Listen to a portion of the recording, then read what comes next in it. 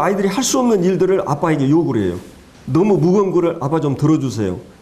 또 이제 그 특별히 우리 자매하고 우리 아이들이 할 수 없는 일이 한 가지 있는데 그 뚜껑을 잘 못 널어요. 그래서 제가 꼭 널어줘요. 그게 뭐냐, 아빠 이거 좀 널어줘, 여보 널어줘. 그러니까 내가 이거는 할 수 없다, 내 힘의 한계를 느끼는 사람은 어떻게 해요? 이게 이제 널어달라고 그래요. 그럼 기도는 뭐냐? 기도는 내가 내 한계를 느끼는 거예요. 이 문제에 대해서, 필요에 대해서, 모든 것에 대해서 한계를 느낄 때 하나님 도와주세요. 하나님 도와주세요. 이게 기도예요. 기도의 가장 원초적인 출발은 하나님, 내가 이거 할 수 없기 때문에 하나님 도와주세요. 성령님을 그때 이제 우리가 부르게 되는 것입니다. 그래서 이제 성령이 오시는 것은 그분이 이제 우리와 함께 하시면서 포도나무와 가지와 부부 관계처럼, 머리와 몸 관계처럼 이건 서로 불가분의 관계 속에서, 그러면서 어떤 한쪽이 일방적으로 할 수 없는 인격적인 관계를 통해서 우리가 하나님께 요구하고 기도했을 때 그분이 들으시고 하나님 뜻과 일치한 기도를, 그리고 이제 그 어떤 수준에 맞게 어린아이가 뭐 예를 들어서 면도날을 달라든지, 뭐 옛날에 호연이가 농기구 가는데 아버지한테 아빠 저것 좀 사주라고 그 얘기를 했다고 그러는데, 그러면 그 아이의 수준에 감당할 수도 없고 안 되는 거죠. 우리 하나님께서 우리의 수준에 맞게 또 기도를 응답하셔요. 그러니까 하나님께서 아직은 기도로 응답하지 않을 때는 하나님이 시간이 필요하거나 내 분량이 아직 맞지 않기 때문에 또 허락지 않는 기도도 있습니다. 그래서 이제 정말 우리 성도들의 이 존재론, 정체성은 이제 어떻게 보면은 참 놀라운 거예요. 우리는 양과 같이 약하기도 하고 어린 아이와 같이 내게 힘도 없고 지식도 없고 능력도 없지만은 부모라고 하는 관계가 묶어져 있는 것처럼, 마치 양이 목자와 묶어져 있는 것처럼, 마치 그 성난개분이 약하지만은 못으로 묶어져 있는 것처럼 우리 인간의 존재로는 최악의 약한 존재지만은 이 세상에 맹수가 많아요, 양이 많아요. 양이 더 많죠. 왜 그렇습니까? 이 양이 사람 편을 드니까. 맹수를 통제하고 다스릴 수 있는 사람의 지혜 있는 사람을 선택했으니까. 우리가 하나님을 선택한다고 하는 것은 하나님이 내 삶의 주인이 되는 것이죠.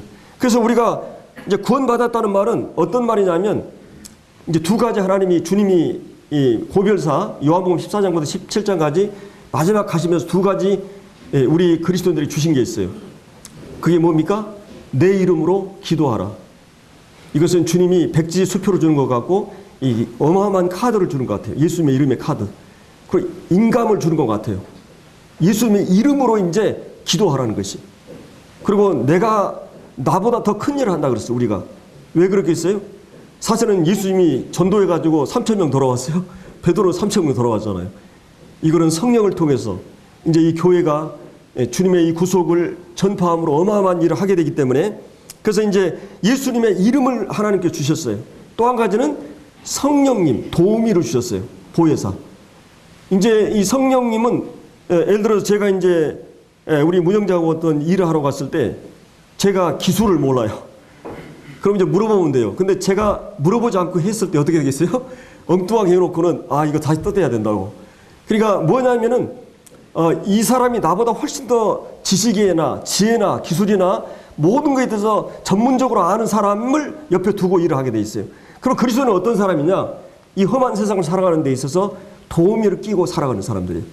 이 예수님은 우리에게 스승이고 이제 멘토고, 그리고 우리의 상담자고, 우리의 모든 필요를 채우는 부모가 되기도 하고, 이런 성령님과 우리가 묶어져 있는 것이에요.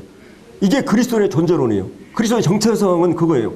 내가 아무것도 없이 사람들이 볼 때는 정말 아무것도 아닌 것 같은데 어마어마한 사람과 묶어져 있는 이런 그 존재론, 이런 정체성을 가지고 있어요. 그래서 우리는 이제 하나님 앞에서 어떤 면에서 우리가 정말 아무것도 아닌 주님과 나의 관계에서는 이런 연약을 갖고 있지만 어떻게 보면 주님을 업고 사는 사람들이에요.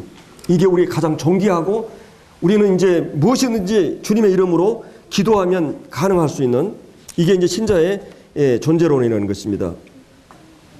그래서 이제 다른 말하면 이제 이 성도들은 성령님이 묶어져 있는 사람들. 그게 이제 영적인 사람들이죠.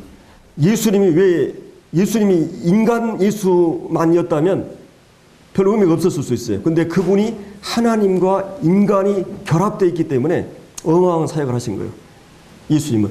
그래서 예수님도 인간의 몸을 필요로 했어요. 사람들에게 접근하고 사람들에게 말하기 위해서는, 사람은 인격적인 존재이기 때문에, 지능을 갖고 있기 때문에 사람을 설득해가지고 사람을 인격적으로 대하지 않으면 그냥 힘으로 그냥 어떻게 하는 게 아니에요. 하나님은. 그렇기 때문에 예수님이 인격을 담을 수 있는 이 육체를 가지고 오셔야 돼요. 사단도 귀신도 자기의 어떤 일을 할 때는 인간의 몸이 필요해요. 인간의 몸이 없으면 말할 수 없어요. 하나님 성령도 우리의 몸을 필요로 해요. 그래서 이 주님이 교회가 몸이라고 하는 것은 얼마나 놀라운 그런 비밀이 있는지 모릅니다. 그래서 이제 성령이 우리 안에 이제 이렇게 들어오신 거예요.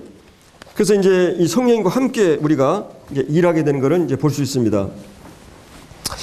그래서 이제 아까도 제가 얘기했지만 우리 인생에 가장 많이 쌓여야 할 부분이 뭐예요? 순간순간 하나님을 의지하는 법을 배우는 것이요. 그것이 바로 이제 기도입니다. 물론 이제 구원받은 성도는 구원받을 때 딱 기도로 시작해요. 이 사도 바울이 기도로 시작합니다. 저가 기도 중이라 이렇게 했어요. 다메섹 도상에서 그가 변화하다가 나서 눈이 멀고 나서 이 아나니아에게 하나님께서 저가 기도 중이라 그랬어요. 그러면 사도 바울이 지금까지 얼마나 많은 기도를 했어요. 그 바리새인으로서 율법학자의 랍비로서 그 많은 기도가 예수님으로 이름으로 하지 않는 기도였어요. 분노를 가지고 있는 기도였어요. 하나님은 그 기도를 들을 수가 없어요. 율법적인 자기 행위에 근거한 기도였어요. 그러나 그가 이제 예수님을 만나고 나서 예수님 이름으로 기도하고 있는 것이죠. 이제 이 주님이 그리스도라고 하는 그 이름 아래서 하나님께 기도하게 됐어요. 그러니까 성도는 딱 구원받으면 두 가지 확실한 것은 기도가 트이게 돼요. 아바 아버지라 부르짖게. 성령이 내 안에 들어오게 되면 우리가 아들의 영을 받았고 이제 우리가 아바 아버지라 부르짖어요. 하나님을 아버지라고 부르는 것이 어색하지 않고 자연스러워요. 구원받기 전에는 이 교회 다니는 사람들이 하나님 아버지라고 그러니까 이상하게 들렸고, 근데 이제 내가 구원받고 나니까 예수님이 주님이라고 하는 것, 예수를 주라시나 한다 그래서 성령이 내주하면 하나님을 아버지라 부르는 게 자연스러워져요. 여러분이 내가 아버지 아닌데 아버지라고 부르면 얼마나 어색해요. 근데 내가 내 아버지에게 부르는 건 자연스러워요. 본능적인 것이에요. 여러분이 이제 성령이 그리스도의 영이 내 안에 들어오면서 하나님 아버지라 부르짖게 되는 것이에요. 그래서 우리가 이제 그때부터 이제 우리는 기도하게 되고, 또 한 가지는 말씀이 이제 들리고 깨달아져. 이상한 것은 하나님의 인격과 마음이, 하나님 성품이 다 들어가 있는 이 말씀이 새롭게 이제 들리기 시작한 것이에요. 말씀이 새롭게 들리지 않은 사람은 영적으로 이게 문제가 있는 사람이에요. 그렇기 때문에 이 구원받은 확실한 증거 가운데 하나는 기도나 말씀을 통해서 하나님과 소통하는 이런 일들이 있게 된 것입니다. 그래서 이제 기도의 이제 가장 중요한 이제 원리는 뭐예요? 정말 하나님 도와주십시오. 이제 심령이 가난한 사람이 그 영혼에서부터 흘러나오는 것이에요. 하나님 앞에서 내 주제를 파악하고 주님 앞에서 내가 아무것도 할 수 없는 이런 인간적인 한계를 느끼는. 그래서 여러분들이 이제 일반적으로 신앙생활 하다도 뭐 내가 할 수 있는 일들이 많고 그러니까 별로 주님 안 불러요. 근데 어떤 한계 상황이 딱 오면 여러분 하나님 부르게 돼 있어요. 이 성도들은 하나님 도와달라고. 그냥 뭐 누가 가르치거나 뭐 이런 안 하도 그냥 본능적으로 하나님께 하나님 도와달라고 기도하게 돼 있어요. 근데 이게 일반화되는 것이 필요하죠. 그래서 이제 거지가 이 밥 얻어 먹는데 가장 큰 장애물이 뭡니까? 자존심이에요. 자존심이 딱 무너져야만 그 일이 가능하거든요. 근데 심령의 가난은 아주 산 거지. 의존하지 않으면 살 수 없는 그런 그 심령의 가난을 얘기할 때 이 말을 쓰는 것이에요. 그래서 이 상대적인 가난이 아니라 절대적인 빈곤. 구걸하지 않으면 살 수 없는 그럴 때 쓰는 말이에요. 이 심령의 가난은. 근데 우리가 주님을 알면 알수록 나를 알아가요. 그래서 내가 얼마나 연약한 자인 걸 알게 되면서 주님 앞에 이제 그 하나님께 모든 것을 묻게 되고 도와달라고 하는 것이에요. 신앙의 수준은 바로 기도를 보면 알 수 있죠. 어떤 원리로 하고 있는가. 그래서 우리가 이 세상 속에서 그리스도인들의 삶은 이제 영적인 그 싸움 속에 던져진 것입니다. 그래서 세상 속에 이 세상 것으로 이런 모든 영적인 싸움을 세상 것으로 싸우려고 하면 기도가 필요하잖아요. 예를 들어서 내가 돈이 없어서 돈을 벌어야 되겠다. 어떤 그 돈에 대한 그 유혹이나 시험이 올 때 내가 돈을 버는 것으로 그 싸움을 이기려고 한다든지, 내가 지식이 부족해가지고 지식을 쌓으려고 학력이나 권력이나 이런 거 외모로 이제 이런 것으로 싸우려고 하면 기도가 필요하지 않아요. 그러나 이제 이런 모든 것을 내가 영적으로 싸우려고 하면, 물질적인 거, 돈을 사랑하는 것을 초월해야 되고, 내가 이런 것들을 초월하려고 한 싸움은 이제 주님 앞에 기도로 싸워야 됩니다. 그래서 주님이 기도 외에는 이런 유가 일어나지 않는다 그랬어요. 주님이 이제 귀신 들린 그 사람, 귀신을 쫓아내면서 제자들은 그걸 할 수 없었잖아요. 그래서 기도와 금식 외에는 이런 유가 일어나지 않는다고 그렇게 말씀하셨죠. 그래서 이 교회가 가장 지금 이 시대에 필요로 하는 것은 바로 기도입니다. 그래서 우리가 이번에 사실은 전도 집회를 앞두고 정말 기도해야 됩니다. 그 기도의 그 눈물로, 기도로 씨를 뿌리고 기도를 통해서 하나님께 그 영혼들을 부탁하고, 그래서 저희들이 이제 그 몇 일꾼들하고는 우리 아침 금식 기도하자. 그래서 그때까지가 금식 기도에 지금 배가 고파서 지금 말이 잘 안 나오는데, 금식 기도를 이제 시작을 했어요. 그래서 여러분들이 금식하면서 주님 앞에 그 기도하고, 이 영혼을 위해서 눈물로 기도하고, 내가 가지고 있는 이 안전, 내가 가지고 있는 이 행복, 궁극적으로 가서 내가 누리게 될 영광스러운 천국에서 행복을 우리 희미하게 알고 있는데, 그리고 내가 피한 그 지옥, 그 무서운 재앙과 저주를 내가 알고 있는데, 이것에서 침묵하는 것은 무서운 죄예요.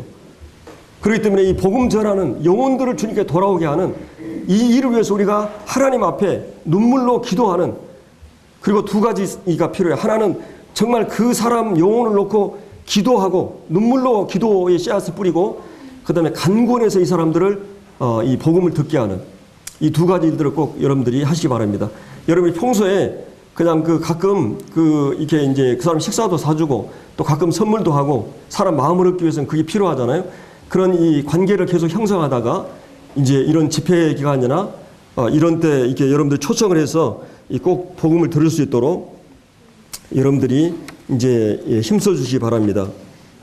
그래서 이제 기도는 우리가 가끔 이제 기도에 대해서 오해 가운데 하나가 뭡니까? 지성이면 감천이라고, 정말 그 지극정성을 다하면 하늘이 감동한다는 말이죠. 근데 이제 그러면 여러분들이 하는 모든 기도가 이 하나님과 뜻과 일치하면 상관이 없어요. 근데 이제 우리가 마태복음 7장에 나오는 구하라 주실 그 두드리라 열릴 것이요, 뭐 찾으라 찾을 것이요, 이제 이 누가복음에도 그런 말씀이 있죠. 그래서 그 하나님께서는 구하지 않기 때문에 하나님 우리 얻지 못해요. 한 가지는 구하지 않기 때문에 얻지 못해요. 하나님께 기도할 때 하나님이 응답해 주신다는 거죠. 무엇이든지 하나님 두실 수 있지만은, 또 한 가지는 뭐냐면 구하여도 얻지 못하면 뭐라 그랬어요? 정욕으로 쓰려고 잘못 구하기 때문에. 이 두 가지를 항상 우리는 기도 가운데 하나님의 뜻과 일치하면, 그리고 기도하면 하나님 응답하시죠. 또 한 가지는 기도했는데도 왜 응답하지 않느냐? 그 정욕으로 쓰려고 기도하기 때문에 주님이 응답하지 않는다고 하는 것이요.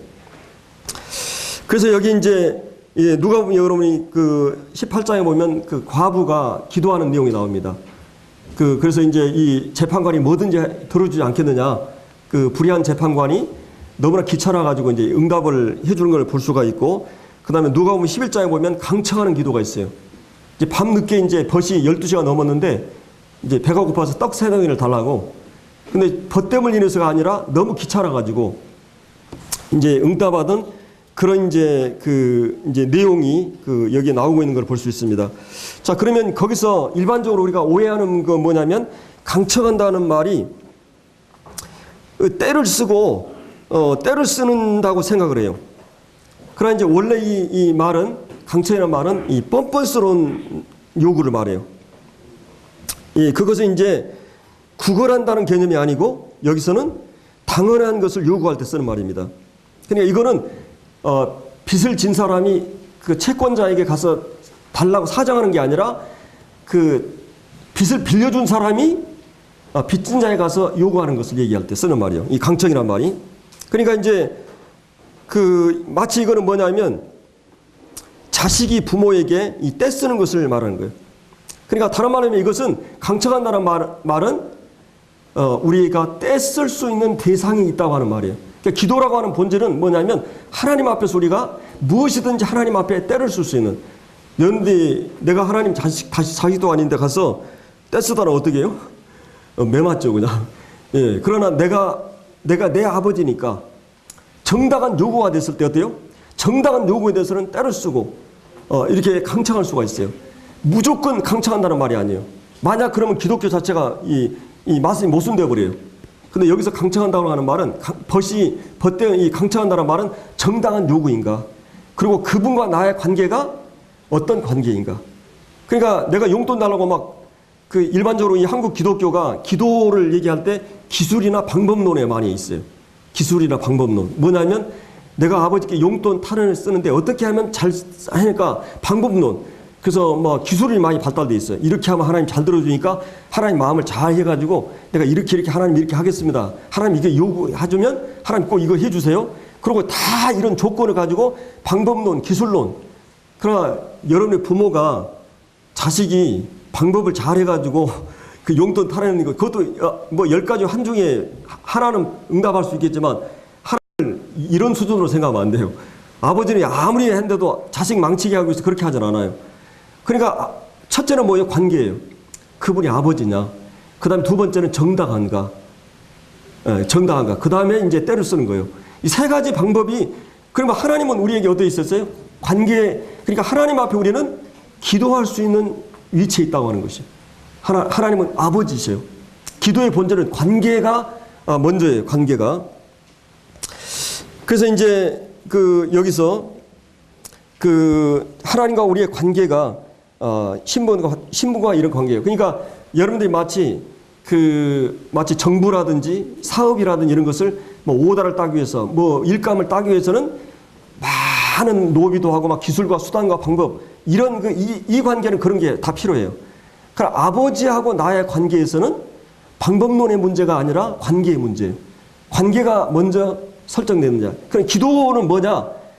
이런 사업이나 국가적인 문제에서 내가 어떤 오다 쌓기 위해서 방법론, 하나님 앞에서 이런 기술, 방법론에 많이 치우쳐 있는데 그게 아니고 기도란 무엇인가 했을 때 기도의 본질은 나와 하나님과 관계가 설정되어 있고 그 관계 속에서 우리의 모든 요구를 기도하는 거예요. 그리고 그 하나님 앞에서 내가 아버지는 부모라고 하는 것은 자식이 포기할 수 없는 어떤 원칙을 가지고 우리를 길러가는 분이에요. 그것에 응하지 않으면 절대 응답하지 않는 것입니다.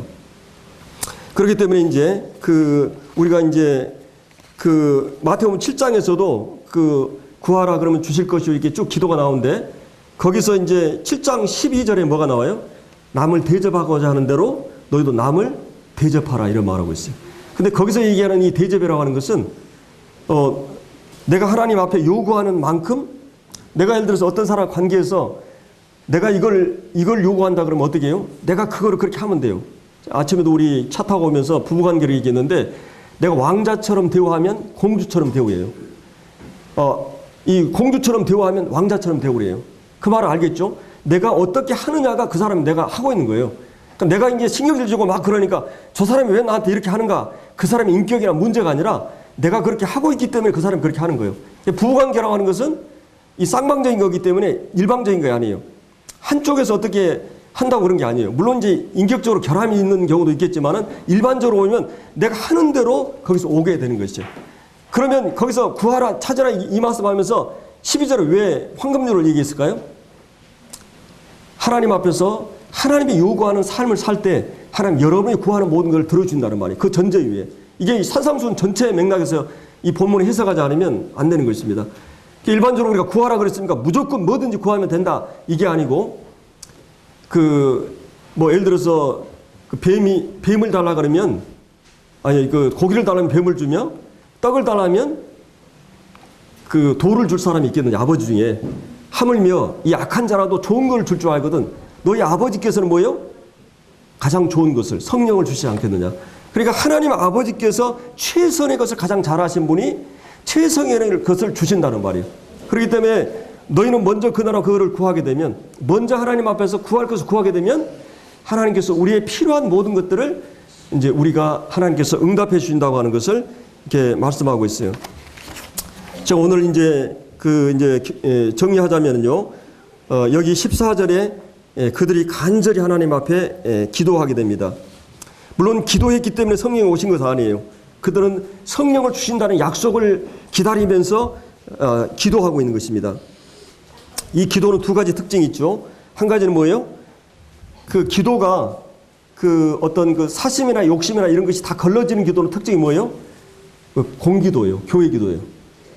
여러분이 집회 가운데 가장 적게 나온 집회가 어떤 집회인지 아세요? 기도 집회예요. 예, 우리가 이제 금요 집회를 뭐 하고 이제 수요일 날 이렇게 이제 기도 집회를 같이 하고 있는데 이 두 사람이 합심하여 무엇을 구하면 하늘에 계신 하나님께서 들어준다 그랬어요.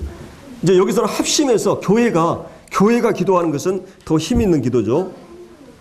더불어 마음을 같이 해서 이 하나님께 기도하는 것. 그 다음에 여기서는 원래 옛날 성경에는 전혀 힘썼다 이런 말이 있죠. 이 간절한 마음으로 전적으로 힘을 쓰는. 그리고 하나님 앞에서 하나님 이거는 들어주지 않으면 안 되겠습니다 하는 정당한 기도를 위해서 그렇게 기도하고 있어요. 그래서 우리가 이 기도할 때 정말 그냥 형식적으로 이빨리만 하는 기도가 아니라 정말 이게 공통적으로 기도할 때는 모든 게 갈라져요. 공기도는 비교적 하나님 뜻과 일치하는 기도들이에요. 이런 기도들을 하나님 앞에 이 주기도문에서도 그 하나님의 나라와 그 의를 위해서 기도하라 그랬죠. 하나님 나라와 그 의를 위해서. 그리고 인간의 필요는 그 일용할 양식, 필요한 양식이나 또 인간관계에서의 이 죄 문제를 화해하고. 그래서 우리가 기도가 막히는 경우는 죄악을 풀면 주님이 듣지 않는다 그랬죠. 율법을 듣지 않은 기도를 가정하다 그랬어요. 하나님 말씀을 듣지 않는 기도를 하나님 듣지 않아요. 하나님 말씀을 기본적으로 순종하는 것이 필요해요. 하나님 뜻과 일치하고. 그리고 이제 죄악을 품으면, 그리고 부부간에 불화하면 기도가 막힌다 그랬어요. 그리고 형제간에 어떤 화해하지 않으면 예배가 기도가 제물을 드리다가 기도가 막힌다 그랬어요. 그리고 우리 마음에 주님보다 우상이 있으면 기도가 막힌다 그랬어요. 그래서 우리가 하나님 앞에서 하나님과 바른 관계, 정정한 관계, 이런 관계를 통해서 기도하게 될 때 하나님께서 우리의 기도를 들어주시는 것을 볼 수가 있어요. 그래서 우리가 이제 기도에 있어서 가장 중요한 거는 이제 믿음으로 하는 기도입니다. 그래서 이제 여기서 이 제자들이 성령님의 강림을 기다리면서 기도하고 있어요. 예. 그래서 하나님께서는 이렇게 기다림을 통해서 역사하시는 걸 볼 수 있죠. 우리도 어떤 것을 주님이 주실 때 당장 이렇게 응답하는 경우도 있지만 일반적으로 기다림의 시간을 필요로 해요. 그 기다림을 통해서 정화되고 정립이 되고 모든 것이 걸러지고 내 욕심과 이기심과 모든 것이 걸러지고 정말 기도가 살아있으면 그 신앙이 살아있어요. 하나님 앞에 정말 기도하게 되면 내 삶을 이렇게 정리하게 돼 있어요.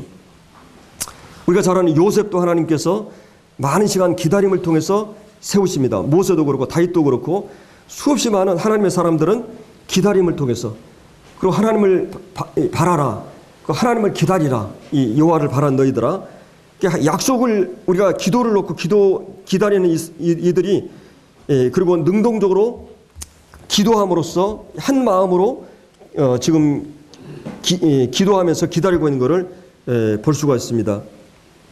그래서 주님이 40일 동안 이 부활을 증거하고 하나님 나라를 얘기했는데 이제 오순절이 며칠이 돼서 왔어요? 50일째. 그러니까 며칠이에요? 그 기간이 10일 동안. 지금 10일 동안 기간을 지금 얘기하고 있어요. 이제 다음은 제가 이제 마띠아 하나님의 교회 일꾼을 누구를 세우는가 이 부분에 대해 이제 다음 주에 교제할 건데요. 오늘은 우리가 하나님의 약속을 기다리면서 전도 집회를 앞두고 우리가 영혼들을 위해서 기도하면서 우리가 하나님 앞에 해야 될 일은 교회가 마음을 같이 해서 베드로가 12장에서도 보면 감옥에 갇혔는데 어떻게 됐어요?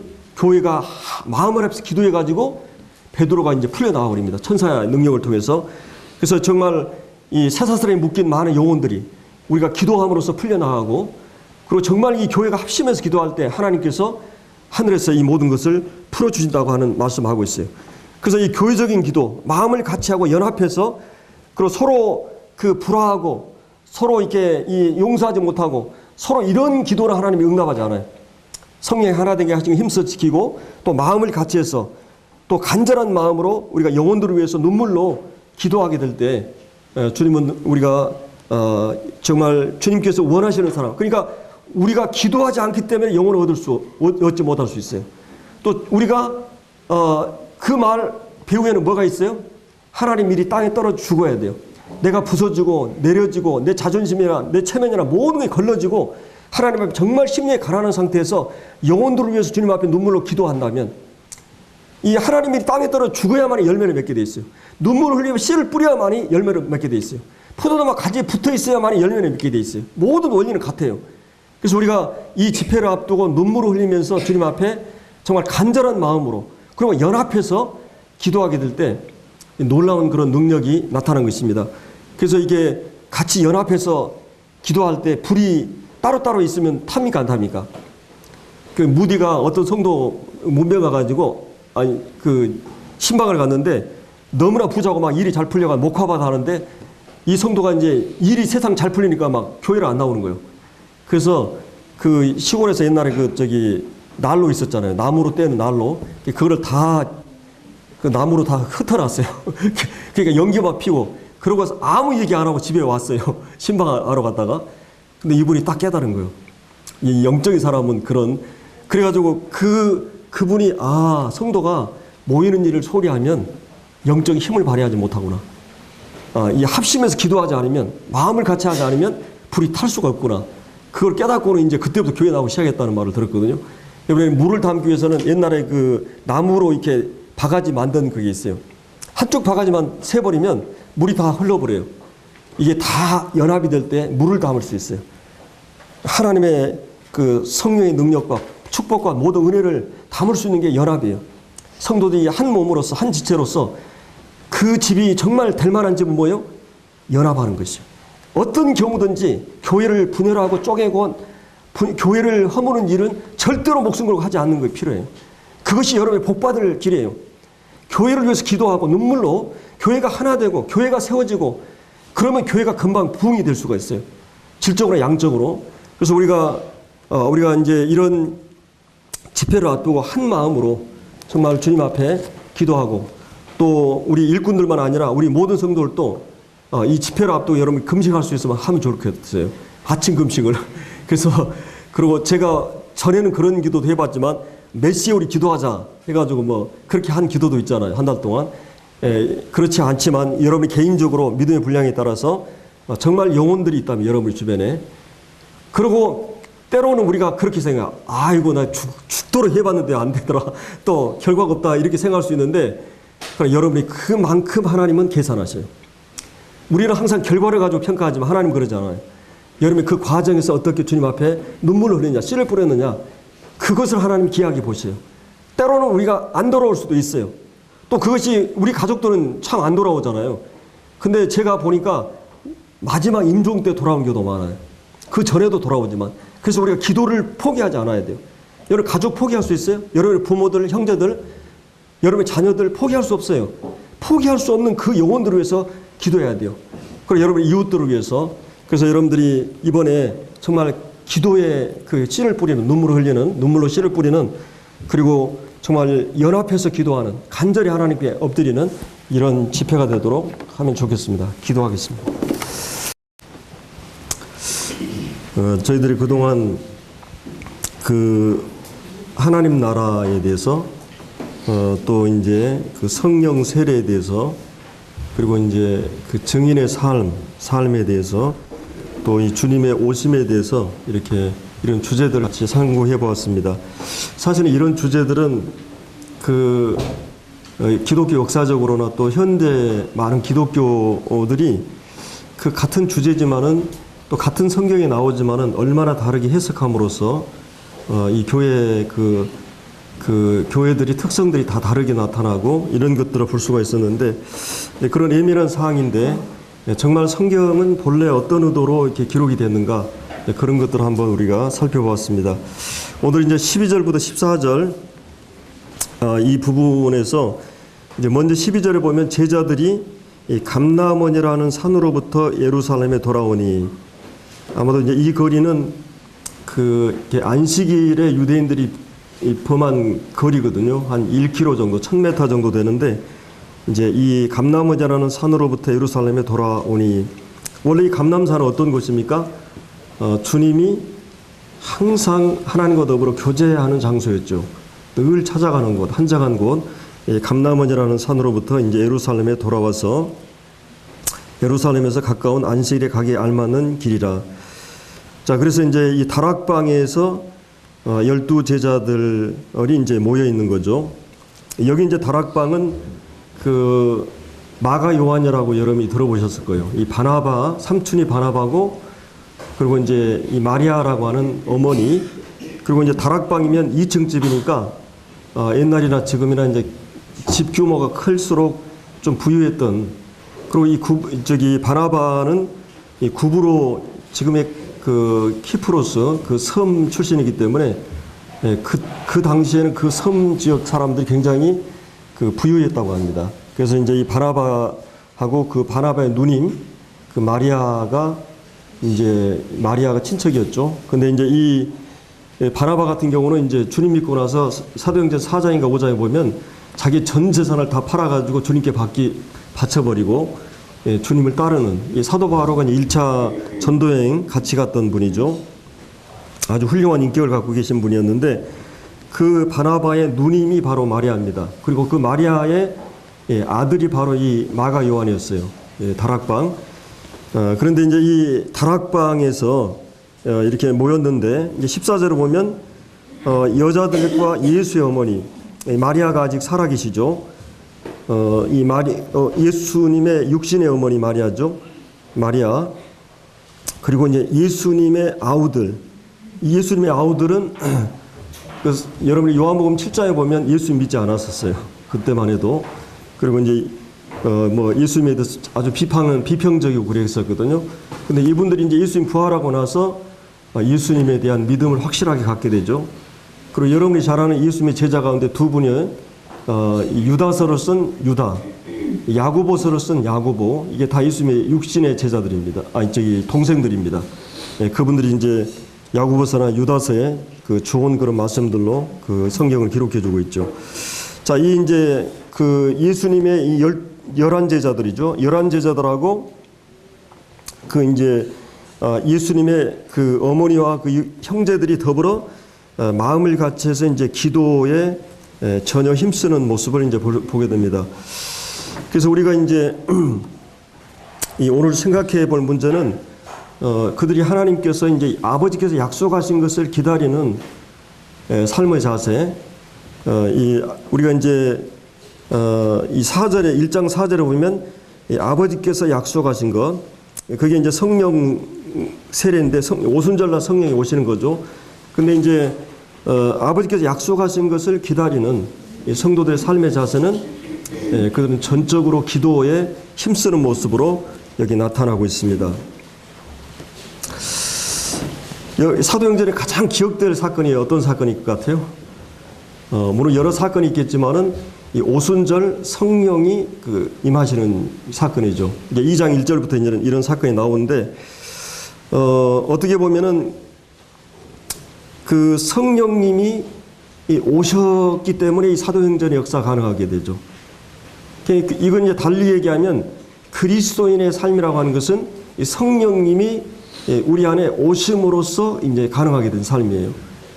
이게 이제 구원받지 않은 사람과 구원받은 사람의 삶에 전혀 다른 그런 그거거든요. 그래서 이제 사도행전의 역사는 이제 성령님의 오심으로 가능한데, 일반적으로 이제 성령님이 이제 우리 안에 이제 오시게 되면, 성령님이 우리를 이제 주관하시게 되죠. 그리고 이제 우리가 거듭나게 될 때 성령이 우리 안에 오시게 됩니다. 여러분이 유다가, 예수님의 제자였던 유다가 유다서에 보면 우리가 이제 하나님의 거듭나게 되면 성령이 우리 안에 이제 오시게 된다. 근데 이제 성령이 없는 사람에 대해서 얘기하죠. 성령이 없는. 이 교회에 어려움을 주고 이런 사람들에 대해서 저들은 성령이 없는 자다. 성령이 없는 자에 대해서 말하는데, 결국 우리가 여러 가지 형태로 이제 우리가 거듭난 것에 대해서 얘기할 수 있는데, 가장 확실한 거듭난 사람을 얘기할 때 성령이 그 안에 내주한 사람이에요. 그래서 로마서 8장 9절을 보면 누구든지 그리스도의 영이 없으면 그리스도의 사람이 아니라, 그리고 이제 성령이 내 안에 내주하실 뿐만 아니라 성령이 이제 우리와 인격적인 관계를 형성하면서 그분이 이제 마치 부부처럼 그분과 우리의 인격적인 관계를 통해서 그분이 우리를 인도하시는 일을 합니다. 그러니까 성령의 내주와 그다음에 성령의 인도하심은 거듭난 성도들에게서 아주 중요한 요소예요. 만약에 그것이 없다면, 성령이 내 안에 내주하지 않았다면 이 사람은 영적인 사람이 아니에요. 그 다음에 성령의 인도하심이 없으면 그 사람이 거듭난 사람이 아니에요. 성령은 그럼 어떻게 우리를 인도하셔요? 성령이 우리를 인도하실 때는 반드시 성령이 하신 최고의 일들이 뭐였어요? 하나님 말씀을 계시해 주었어요. 하나님 말씀을, 진리를 깨닫게 해주시고 조명해 주세요. 그래서 여러분들이 말씀이 깨달아지고 들리고 하나님 말씀이 내 영혼을 사로잡고 감동하고 이 말씀에 의해서 내가 지금 인도하심 받지 않는다. 말씀이 이게 모래알처럼 이게 잘 안 들어온다 그러면 거듭나지 않았든지 지금 영적인 상태가 굉장히 안 좋든지 그런 거죠. 그래서 이제 이 성령님의 그 사역이 주어지는데 그러면 이제 예수님의 초림의 사역은 뭐였어요? 예수님의 초림의 사역과 그 다음에 사도행전의 이 사역의 차이가 뭐냐면 예수님은 그 홀로 모든 구속을 완성하셨어요. 사람을 필요로 하지 않는 일이었어요. 예수님의 사역의 특징은 뭐냐면 예수님이 홀로 모든 일을 완성하시는 일이었어요. 그게 특징이죠. 근데 이제 그러니까 예수님이 하나님만도 아니고 예수님이 인간만도 아니었어요. 하나님이 하나님과 사람이 되어서 이 구속을 완성하시는 이 초림 사역은 그게 특징이죠. 근데 이제 사람이 철저하게 배제되어 있었어요. 이 사역의 특징은. 그래서 예수님이 오셔서 사역을 할 때 내가 저런 것을 너희가 누가 믿었느냐 그러면서 예수님에 대해서 아무것도 도울 수 없는 것을 말씀합니다. 그리고 내가 마실 잔을 너희가 마실 수 있겠느냐. 뭐 예수님의 제자들 야고보 요한은 내가 그걸 마실 수 있다고 그러는데 마실 수 있겠어요? 예수님 십자가 달려 돌아가는 것은 아무도 대신하거나 할 수 없어요. 이 초림의 사역은 철저하게 예수님 홀로 완성하시는 그런 사역입니다. 그러나 이제 성령님이 오셔서 하는 사역은 어떤 사역이냐면요. 성령과 우리가 연약한 우리 인성을 가지고 인간과 하나님의 영이 결합이 되어서 하는 일이에요. 그러니까 이제 예수님의 사역도 예수님이 인간이 되지 않고는 할 수 없는 일이었어요. 그래서 이 주님이 홀로 인상을 입으시고 완성하신 사역이지만 이제 거듭난 성도들 안에 성령이 임하시고 성령과 거듭난 성도들의 인격이 결합이 되어서 저가 내 안에 내가 저 안에 이런 관계 속에서 일들이 이루어집니다. 기도 사역도 그렇고 전도 사역도 그렇고 하나님 성령만으로 안 되고 우리 인간만으로 안 돼요. 그게 마치 이제 어떤 여러분들이 소풍 갔을 때 발 묶어가지고 부부들이 막 달려갈 때 서로 보조를 맞추지 않으면 달려갈 수 없어요. 성령과 우리가 딱 마음이 하나 되고 일치되지 않으면 우리가 하는 모든 사역이 이루어질 수 없는, 어떻게 보면 이제 우리가 하나님께서 이런 그 신분으로 격상시켰어요. 우리를 그런 부름으로 불렀다고 하는 거예요. 굉장히 놀라운 거죠. 우리가 없이는 하나님이 일할 수 없어요. 이제 이런 관계로 하나님이 우리 안에 성령이 내주하시게 된 것입니다. 그래서 이제 이 성령의 사역이 나 말고 누군가 내 대신 이 일을 다 해주신다. 그것도 아니에요. 만약 그걸 그렇게 우리가 이해한다면 어떤 일이 되냐면 우리 신앙이 주술적인 신앙이 돼요. 그러니까 이제 비나이다 비나입이다 이런 우리가 마치 요술 램프를 누르면 모든 것이 이렇게 나오고 도깨비 방망 누르면 다 나온 것처럼 하나님은 스위치 누르면 다 되는. 그래서 기도라고 하는 부분도 만약 우리가 그렇게 이해한다면 이 기도를 잘못 이해하고 있는 거죠. 기도에 대해서 성령님의 사역에 대해서도 그렇고. 그래서 이제 주님의 이 초림의 사역이 이렇게 주님만이 홀로 완성하시는 그런 사역이었는데 이제 우리가 구속을 완성하신 그 구속의 사역을 통해서 복음을 전해가지고 사람들이 돌아오는 일은 이 성령과 우리가 묶어져서 성령만으로도 아니고 우리만으로도 아닌 하나가 묶어져서 결합해서 이루어지는 일들입니다.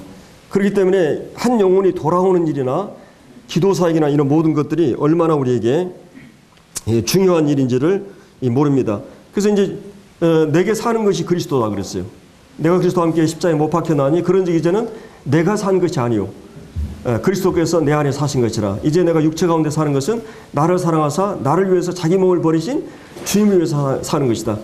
사도 바울이 철저하게 주님 중심이 되고 주님의 뜻 앞에 자기를 철저하게 복종시켰기 때문에 이 사도 바울의 사역이 그렇게 많은 열매를 맺을 수가 있었어요. 내게 사는 것이 그리스도다. 또 살든지 죽든지 내 몸이 그리스도와 존귀하게 된다. 그러니까 하나님께서 이 다윗에게 내 마음이 합한 사람이라고 했을 때, 그럼 왜 우리가 기도가 잘 응답이 안 되느냐? 하나님의 그 마음과 우리의 마음이 딱 스파크가 이루어져 가지고 일치가 될 때, 마음이 서로 통한다, 소통했을 때 하나님 그 일은 무조건 응답하셔요. 근데 왜 우리의 많은 기도가 어떤 기도는 지연이 되기도 하고 어떤 기도는 계속 거절이 되기도 하느냐?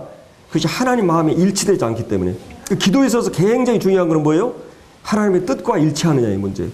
그 하나님 뜻대로 하는 기도냐? 이게 어느 정도냐면 모세도 기도 하나님이 응답하지 않았어요. 왜 그렇습니까? 하나님 뜻과 일치하지 않았기 때문에. 가나안 들어가는 것이. 그 다음에 우리가 잘 아는 사도 바울도 얼마나 훌륭한 그런 전도자였어요. 근데 그 육체에 가시가 있었거든요. 그거를 위해서 하나님 앞에 간절히 3번 기도해요. 근데 하나님 응답하지 않아요. 왜 그랬습니까? 사도 바울이 그 육체에 이 질병이 있었는데 그것이 있기 때문에 얼마나 괴롭고 막 힘들고 막 이러기 때문에 이거를 따라하기 위해서 하나님께 간절히 기도를 했어요. 그때 하나님께 어떻게 응답했어요? 내 은혜가 내게 족하도다. 우리 찬송 요즘 많이 부르던데 내 은혜가 내게 족하도다. 그거 뭔 말이에요? 하나님께서 주신 그 은혜가 네가 당하는 모든 아픔이나 가시를 감당할 수 있는 은혜를 하나님 부어주시는 거예요. 마치 물고기가 물을 들어 마실 때 자기가 필요한 것만 들어 마시는 게 아니라 넘치도록 물이 있는 것처럼, 공기가 내게 필요한 것만 있는 게 아니라 넘치도록 있는 것처럼 하나님께서 우리에게 필요한 은혜만 주신 게 아니라 우리에게 그 내 은혜가 내게 족하도록 하나님 풍성하게 하나님이 우리에게 주시고 계셔요. 그러니까 그 은혜라고 하는 것은 내가 아픈 것을 없애주는 은혜가 아니라 아픔에도 불구하고 그걸 극복할 수 있는 은혜가 너에게 주어지고 있다고 하는 거예요. 이게 이제 사도 바울이 그 응답을 받고는 내가 오히려 이 가시가 없으면, 이 질병이 없으면 내가 하나님 앞에 겸비하지 않고 자고하고 교만하고 내 마음이 높아지면 하나님께서 내 안에 역사하는 모든 것이 중단되니까. 그래서 내 연약과 궁핍과 고난과 곤란과 어려운 모든 연약한 점들을 뭐라 그랬어요? 바울은 오히려 자랑한다고 그랬어요. 왜냐하면 이것이 내가 하나님을 의지할 수 있는 조건이기 때문에, 내가 하나님 앞에 겸비할 수 있는 조건이니까, 늘 하나님의 능력을 동원하려고 하는 그런 마음 자세를 갖출 수 있도록 하는 조건이니까 오히려 바울은 그 은혜를 족하게 여겼던 것입니다. 그리고 우리가 잘 아는 우리 주님의 기도도 어떻게 돼요?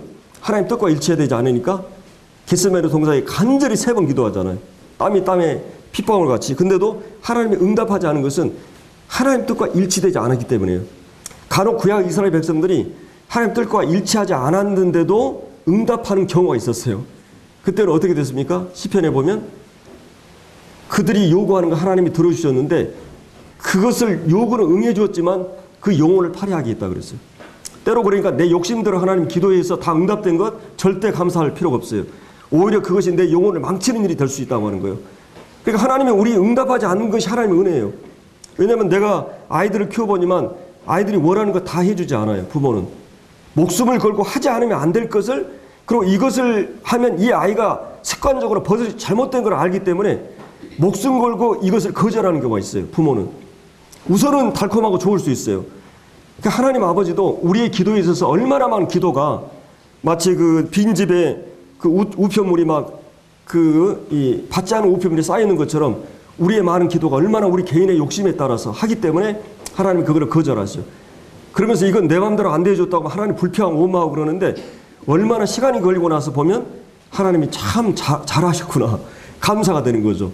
그래서 우리가 이 기도에 있어서 중요한 것은 바로 이 하나님의 뜻대로 일치한 기도를 이 하나님께 드려야 되는 것입니다.